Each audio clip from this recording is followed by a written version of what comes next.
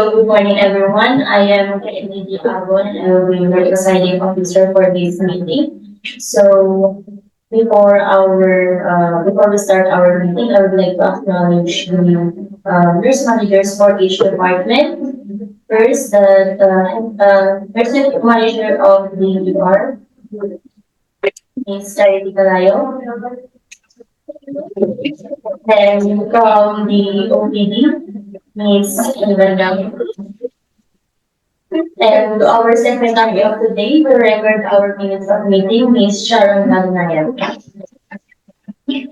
So before we start, I would like to ask everyone to stand up and do our prayer led by Ms. Charity Palayo.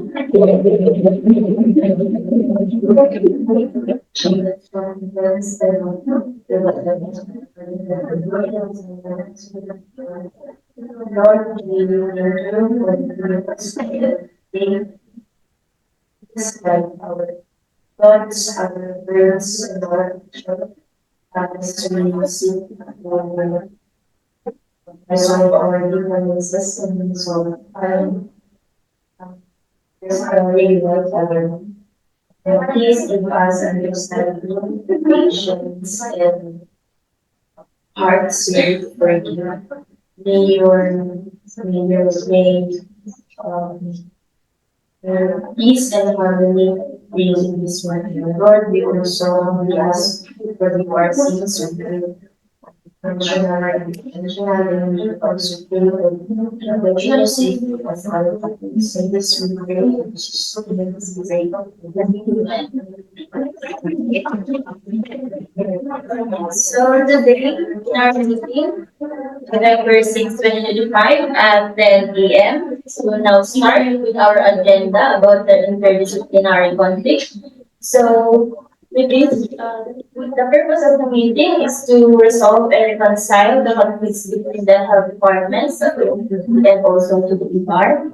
With the objective is to communicate the misunderstanding and develop a proper professional relationship, and also to recommend and meet with an agreement on the necessary solutions to the problem.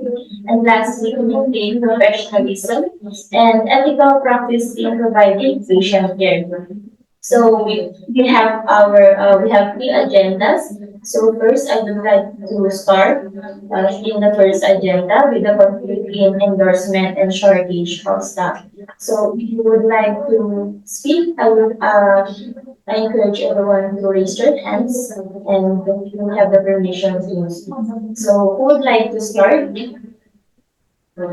So Miss Kalayo. I would like to first, I did you please speak louder.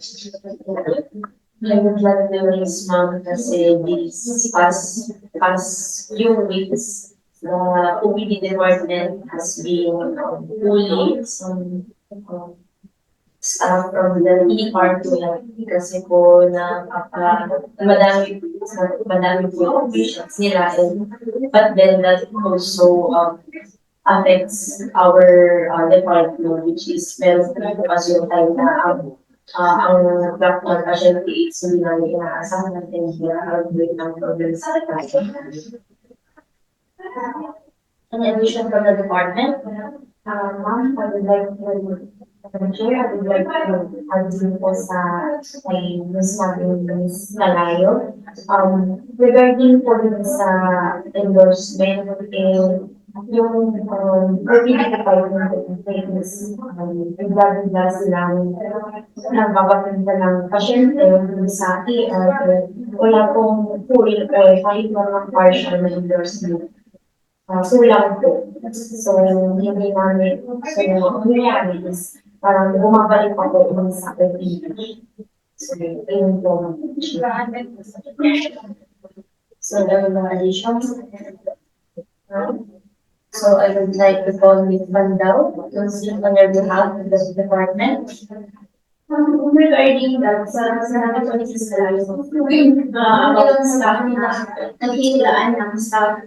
So, may things po mga kayo na hindi po most of the time na nagkakaroon ng short staff sa OPD, therefore, kailangan namin ang staff sa lugar. Since they are yung pinakamalapit sa amin, doon kami nanila, ma'am. Since, lalo na kapag, lalo na aming patient. However, hindi naman, not all the time naman, in the ER kami nanila. So, minsan may mga, nila kami from the medicine work or from the OR. Nakataon lang ma'am na that time, may event na dasaan din yung patient station. Kaya nagkaroon ako ng meeting with the ER department.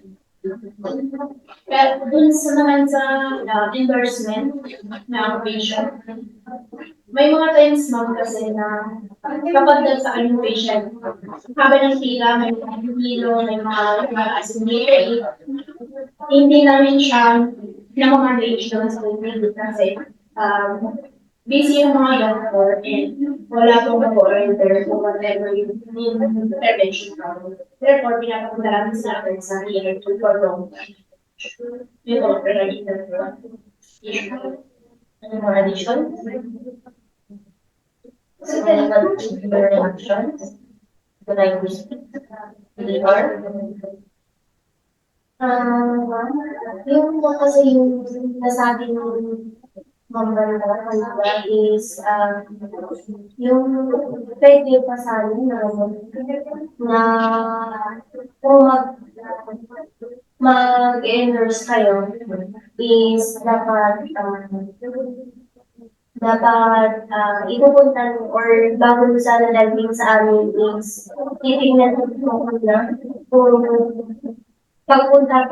kung ipupunta niyo po ba sa ER is mamamanage din namin agad. Even na meron din po kami mga patient na kailangan unahin din. So parang it adds up sa conflict sa atin na basta dinadala nila lang doon and then bibigyan pa lang po lang kayo mga binibigay nila documents tapos kailangan pa namin i-type doon. So, parang kailangan namin ng mas maganda sa amin natin. Nag-perform yung mga endorsements para makatulong ulit sa atin. And then doon about naman po sa pagkikita ng is, hindi po ba pwede ma'am na may titingin sana na kung saan pwede yung department may na-inspect sa iyan kasi wala din po yung nasabi mag-alala kanina na siyempre hindi talaga may iwasan na biglaan may mga biglang pagdami ng pasyente sa ER. Kailangan din namin silang attendant, kailangan din namin bigyan ng intervention sa mga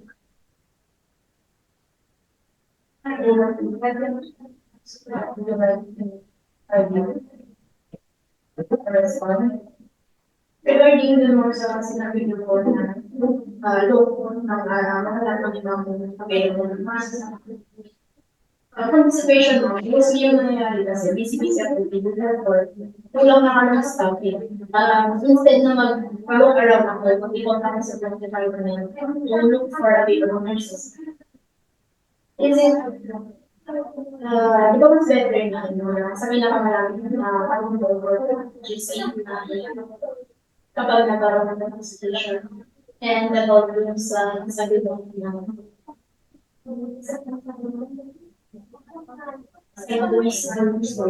ayun endorsement. With that, aminado naman kayo na hindi namin nakagawin yung step by step na proper endorsement. Wherein, basta na lang aming pinapunta yung patient.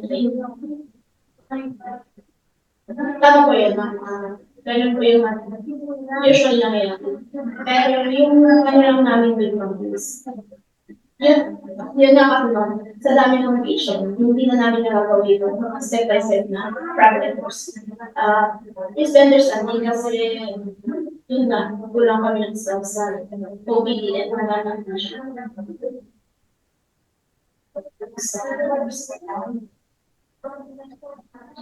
So, sabi mo na wala kang ibang maupugon na di ba lang sa lugar. So, I would like to know if hindi, wala ka bang time to use for the telephone in the hospital or on the other departments? Regarding the pwede naman po, however, dahil natin sila based kami dun sa OCD, hindi na namin So, ang suggest ko dyan, as much as possible or as early, pwede, and call to other departments. You can check the census naman kung maraming patients sa isang department or wala.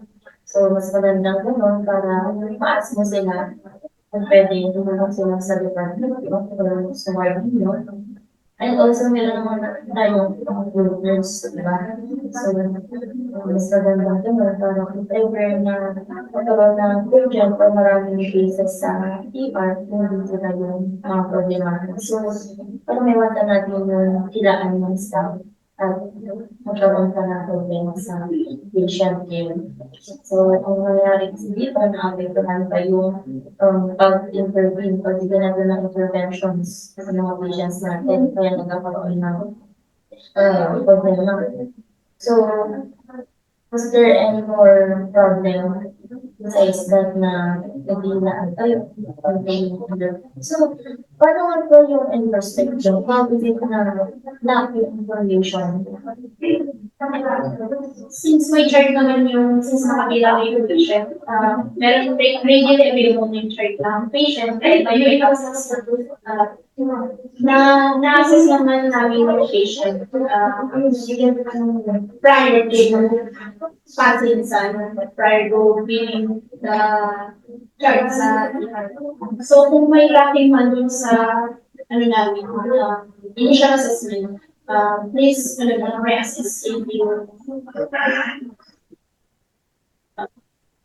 assess na lang kung kulang-kulang yung kabilang and pwede na kayo mag-request for additional kung ano ba yung kailangan yung papers or information doon sa nurses sa records. Since nabibigay na namin yung child information.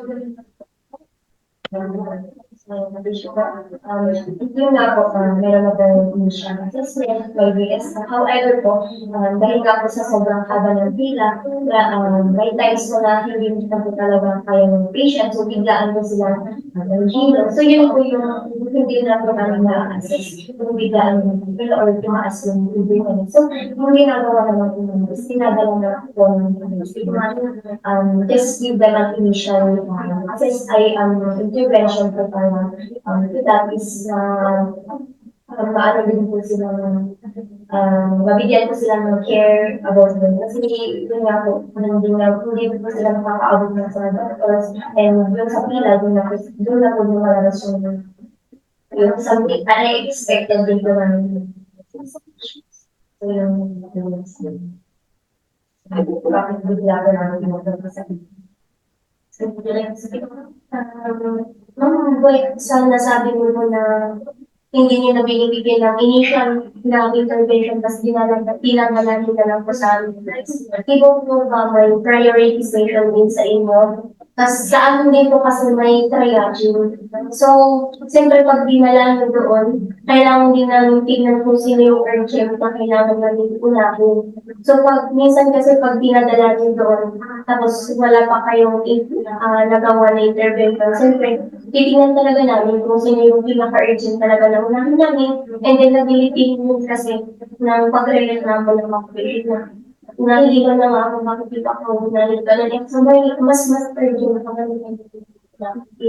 So, hindi pa pwede na gawin mo muna ng interview mo sa inyo at saka mo na dahil sa amin kung talagang sa tingin mo is para sa ER or ma-manage namin sa ER.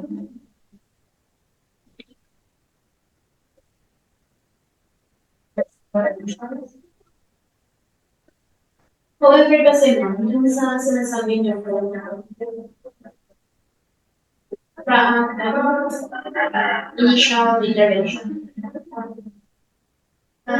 Before kami magbigay ng intervention ma'am, lalo na kapag emergency situation, syempre kailangan natin ng person. However, yun nga yung situation, it's yung mga authorities na OPD, hindi lang sila, ang parang may ilon, or hindi lang pwede kung mas pala yung talagang doctor. Yung may sabi mo na may prioritization Compared sa, triaging sa ER, pasok naman dun sa triaging yung mostly namin pinapagawin ng coverage. Gusto natin na hindi naman, nagpapapunta kami ng patient na hindi siya clear. Most of the patient naman pala, pinapagawin sa pasok siya dun sa triaging.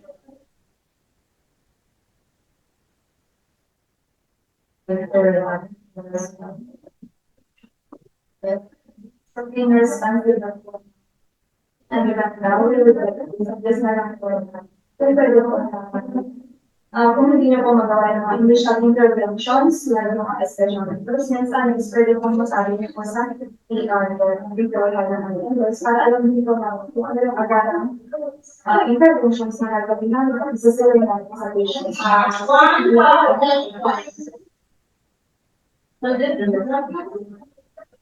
So since we are on the suggestions, we would like to suggest or recommend any resolutions for this problem.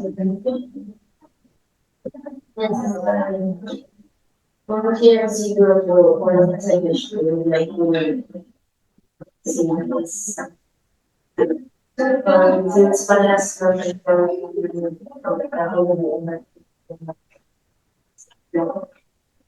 siguro before even tayo before sa ER sa aming mga case. Siguro kailangan mo na gawin our group. Para next sa amin ng yung kami na hindi pa siya nagiging sa program. Mga lagay naman namin natin para mag-help kami kung siguro kailangan yung benefit. And kung sa endorsement ko, kasi nagagawa kayo, gusto lang naman, gusto ko lang namin meron ba mga admission. Ito ko siya nagawa, nangyari mga session. Malaman ng hours na rin, para mas mabigyan ng mga kailangan mo lang na I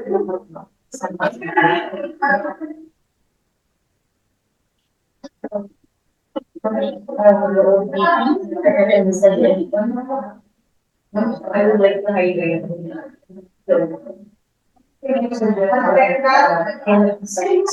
one person on one side, but the partner ng hospital na po, para maasahan po na kapag super needs po ako, hindi pwede ko sila mag-load na lang po yun para hindi na po flexible sa MR.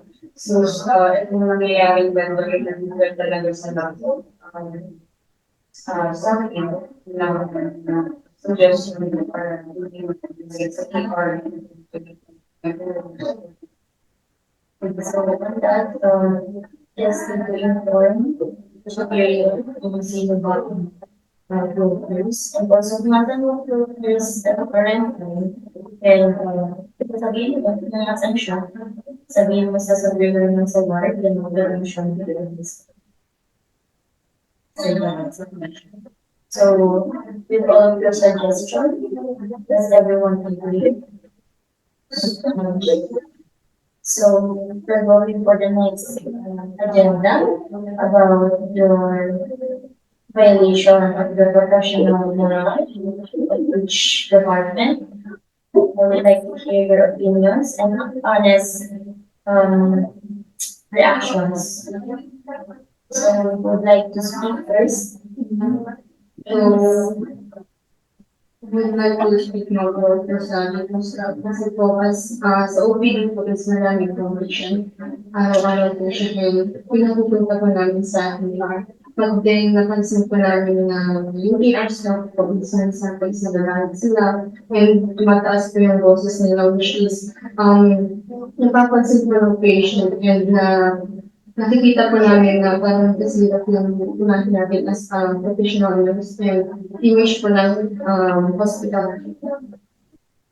To respond to the ER. Yes, regarding that, nag-guided. So, mataas yun. Sa nila, And we will make sure to prevent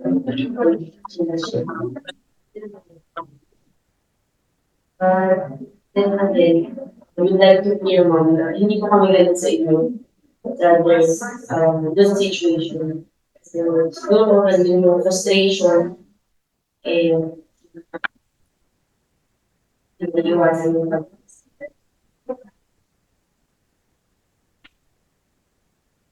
Inamin ko namin yun, and sabi ko po kami na yung try to mo improve on that. Change that I did for us, improve na sa aspect. When you mentioned the frustration, what kind of reaction? How did you react on that frustration?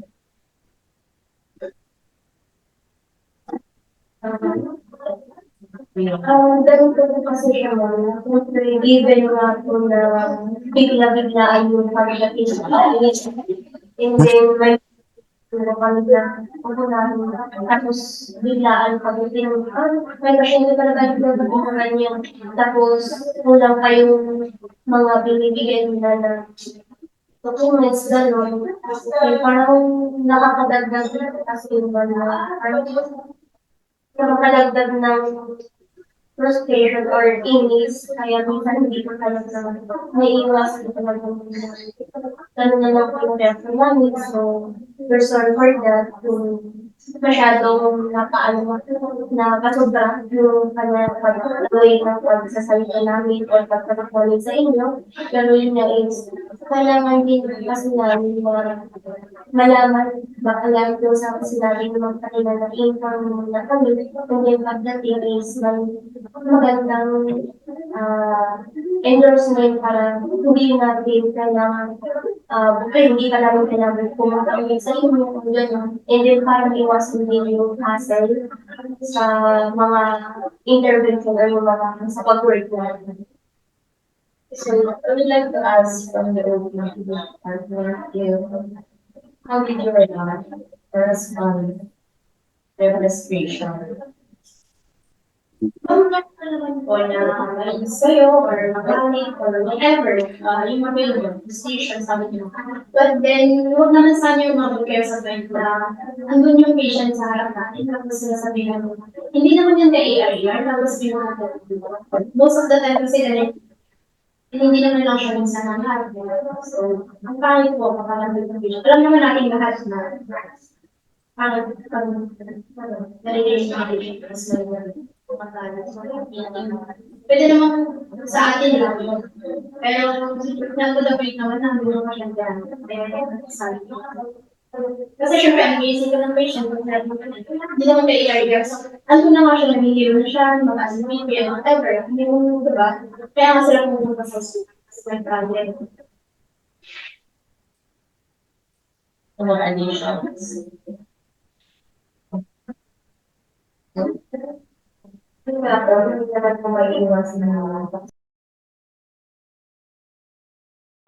Since we are done with our first agenda, we would like to now raise with our second agenda about the conflict.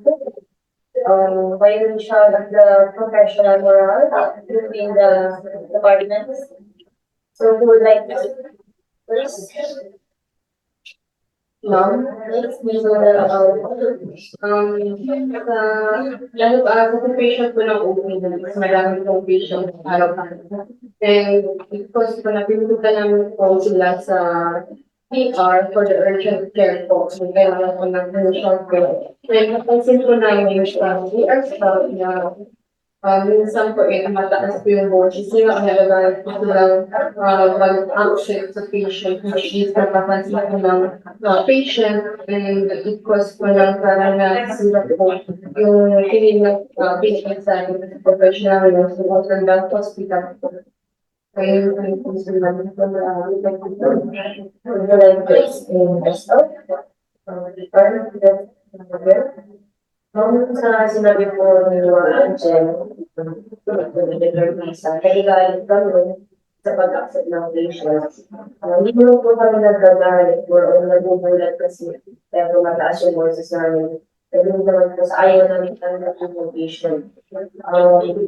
Nagkakaroon naman ng madami pong problema sa ER, nagulat kami na wala kami nagtawag, wala man yung sa namin, ganitong pasyente na ipapasa sa amin, ganda ng pasyente na dito lang. And yun pa nga po yung pinagulat kami na kulang yung endorsement. And hindi kami na maguluhan kung nagulay kami kasi meron kami mga inaasikaso ng patient, tapos may yung unexpected yung mga bagay na endorsement. So, gusto lang pala i-clarify na hindi namin ayaw tanggapin yung pasyente. Nagulat kami kaya medyo yung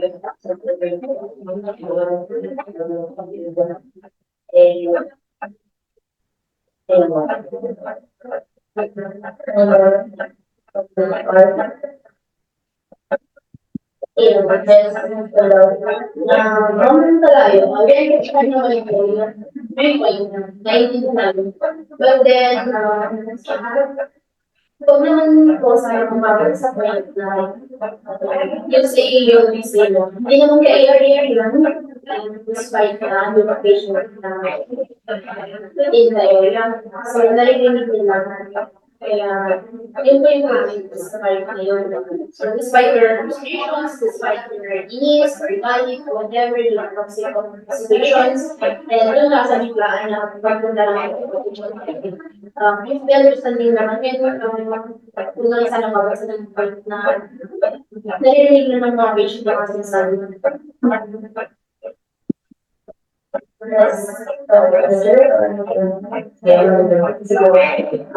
baka daw, ayun po mag-ilas.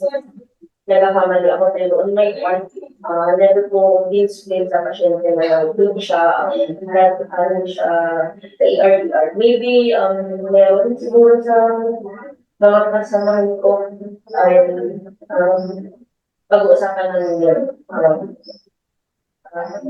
yung work namin, yung avoid that kasi never naman namin ginusto dahil parang sa patient sila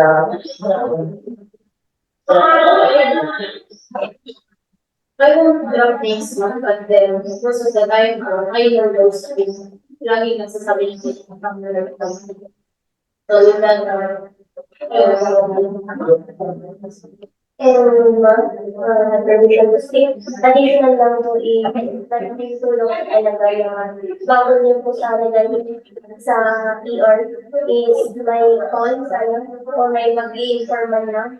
Kasi kapag kasi talaga ganun biglaan, hindi na iwasan kahit naman po siguro kami kung magaling pa rin natin yung situation, maybe magre-react din pa tayo. So mas maganda po siguro na bibigyan ng konting time to inform us bago nito dahil sa amin para hindi kami na lang po yung magugulan ng doon sa ER na bigla ang may ganito patient. So ganito yung gagawin. Ito, tingnan niyo pa.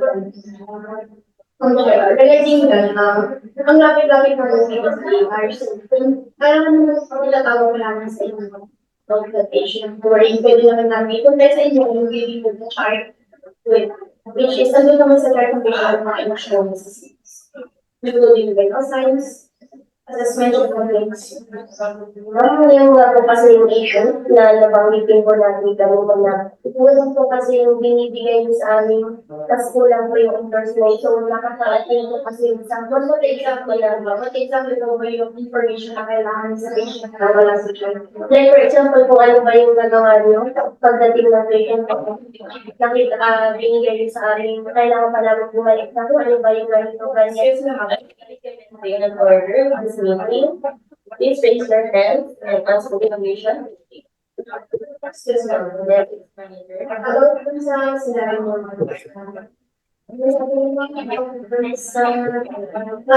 initial intervention. Most of the time, wala kang nangyayari initial intervention kasi wala kang person there. Therefore, kaya lang ipinipun na yung patient sa inyo kasi andun yung most of the time, andun yung doctor sa ER. Kaya namin pinapakuluan yung patient. Yung reason. Instead, nagpila pa namin yung patient. Pag nahihilog, naglahat-lahat. Yung sa OPD, nakakapagpapakila.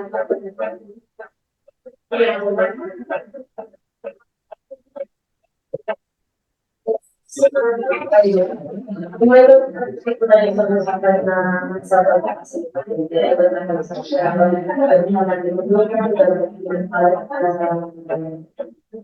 Regardless kung malapit ang CR, Laguna na before years to use of them before that's why yung patient para lang sa smooth na flow ng. So during the complete frustration ng sigawan, how did that staff, the member, handle situation from the people?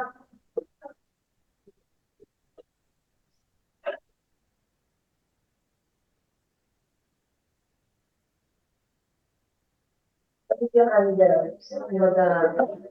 Nagsasalutan niya? Ang mga pinili ko mga sa pera na nasasalutan niyo yung mga sagot.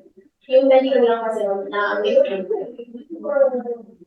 patient, patient.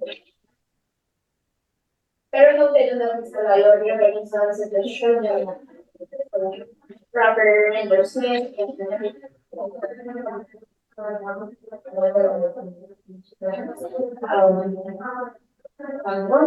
Pasensya na, o yun, yung banglang, kasi minsan talaga, hindi may iwasan yung toxic situation. Minsan po kasi, yung pasyente dito, iba, minsan po nagdadalaman sila na bakit hindi sila yung despite na may priority dito. Kaya minsan po, yun, kapag mahal na napag-isasabihan namin ng gano'n, pasensya na po rin tulong yung mga nasasabi lang. And, ayun, minsan po kasi talaga, yung ibang ba, yung demanding, bakit dapat sila na, ayun lang po.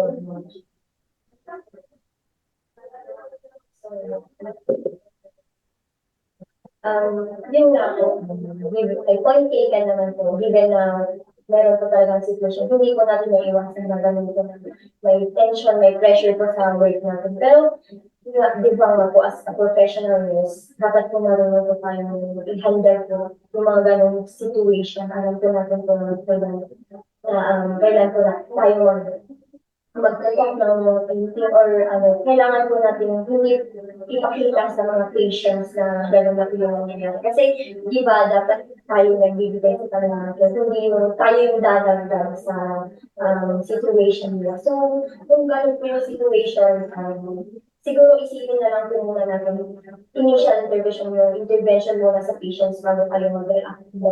Siguro not in a good way na kikita ng patient. So, yun po yung gusto ko, din po yun na, despite po nga yun na meron toxic na po yung duty natin, let's continue pa rin na let's i-follow po yung sarili natin and yung magbigay mo na ng care sa patients. Ganun yung gusto ko. I would like to raise a question for Peter on what was the case of the patient natin rejecting to provide care. This is what I know is emergency patient and the place was mataas yung bibigyan, hindi siya. So, ilagay po sa ER ng COVID care. So, expected po namin is may initial po na nabigay para mapababa yung patient. Nakakami na wala na lang nabigyan kasi wala po bang medicine sa OED para ma-manage mo na yung ito na nagawa na nila yun, kaya nila i-transfer sa amin para malaman namin ito.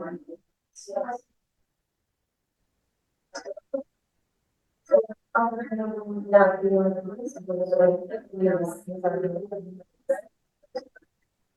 yung sure na pinaka-pagdodod is yung doktor. Ito sa amin, siguro, as much as possible, bring renovation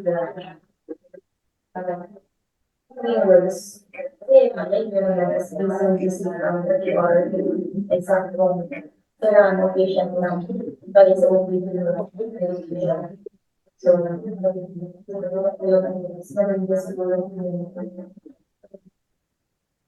pero sabi mo naman, so, with that, are there any more actions? Arguments? So, wala naman sa ano loob.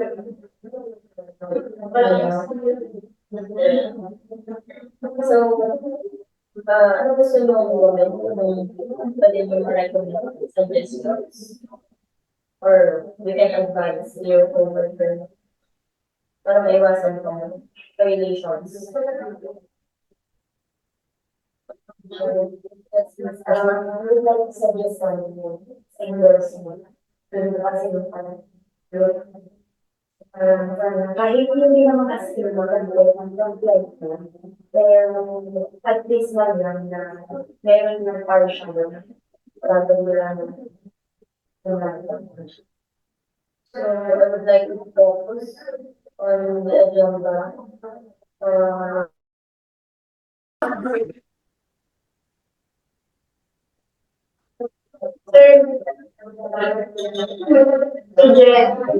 Sir, hearing ko kami.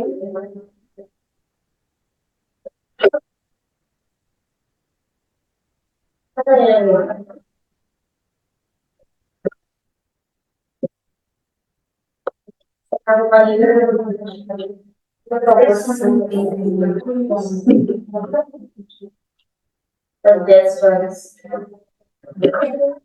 So, what's are your suggestions? Para may advice na sa mga coworker para maiwasan ang violation of invitation. Sa amin po is hindi siguro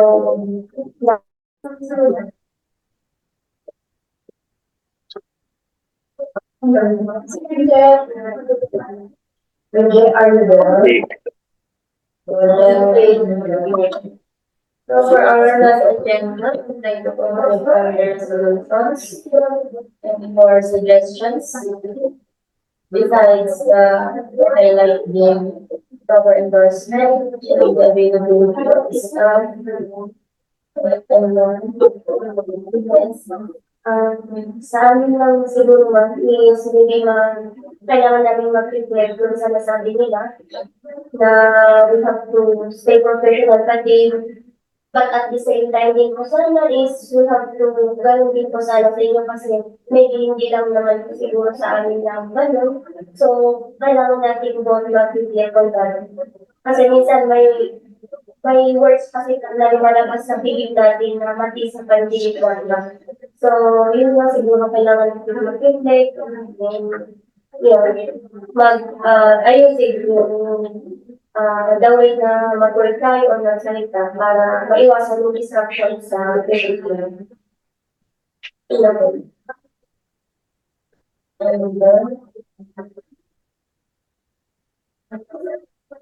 so I would like to add recommend the OPD, the assessment, doubt, and ER, I would like to assess para mabigyan ng proper care of the patient and avoid any obstruction but no living and scale.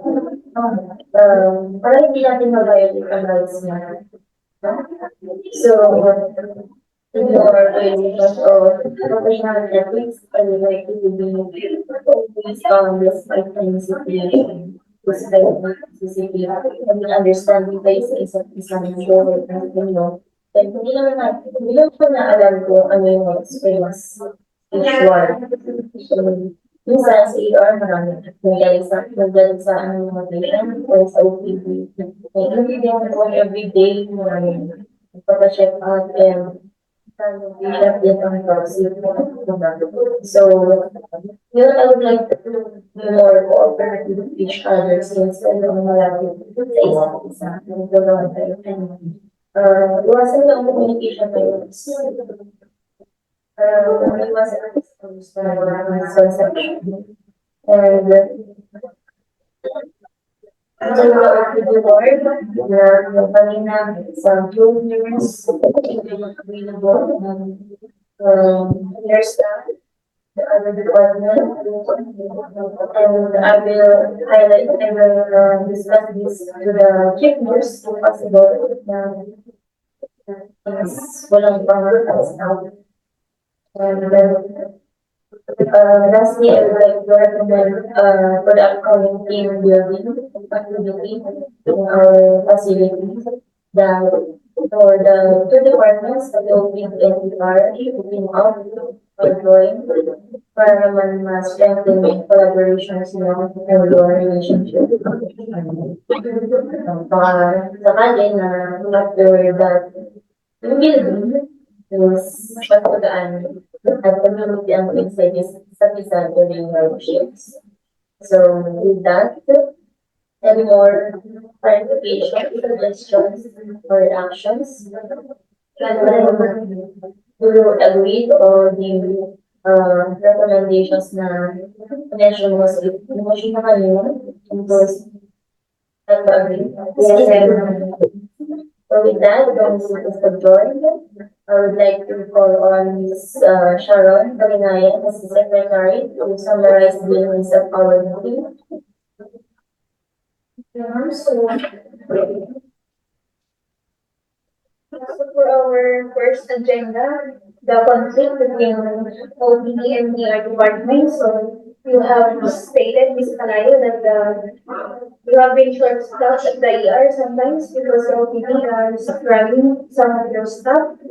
And then also, you added about the incomplete endorsement of OPD staffs when endorsing patients to them.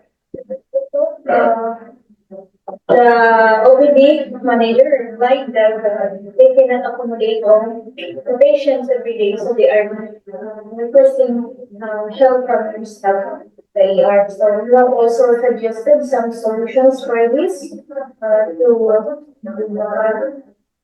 inform the chief nurse about the short staffing on both departments. Also, this department added to endorse the most important and necessary information needed in the ER na hindi lang gusto ko i-endorse mo lang yung patient, dapat complete rin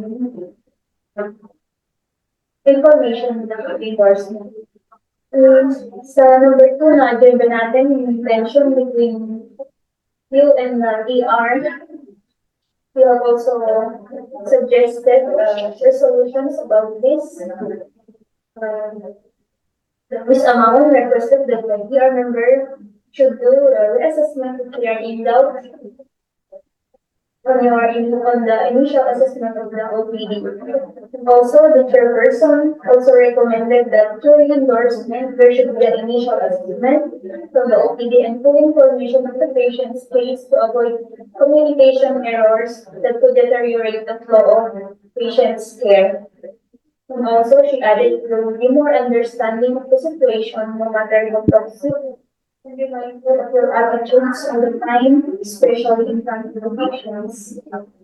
And for our biggest resolution, you all have concluded and agreed to the following resolutions. You highlighted proper endorsement. You have to check the availability of the nursing staff on the department, how the OPD when they are short staff. Also, maintain professionalism through respecting boundaries and proper composure throughout your duties. Also, the chairperson has suggested that the upcoming enrollment activity would be for the two departments will be teamed up so that will strengthen your collaboration and personal relationships. That's all. So, on booking and I would like to everyone stand out for the closing picture and by Miss Bernard.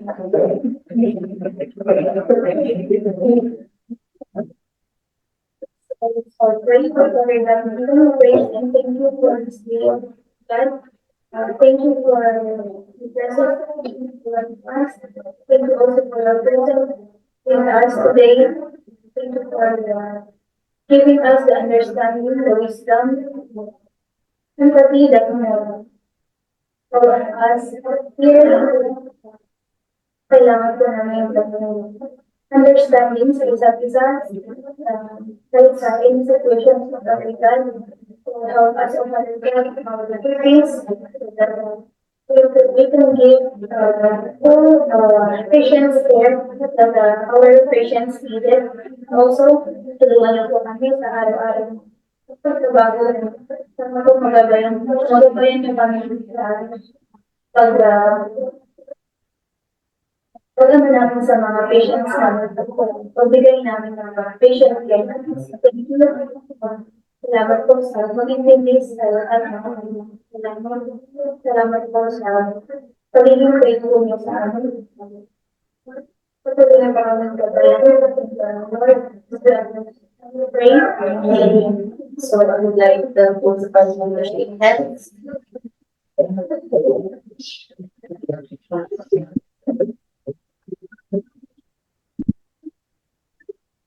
So, the meeting was adjourned. Thank you, everyone. Thank you, sir. Thank you.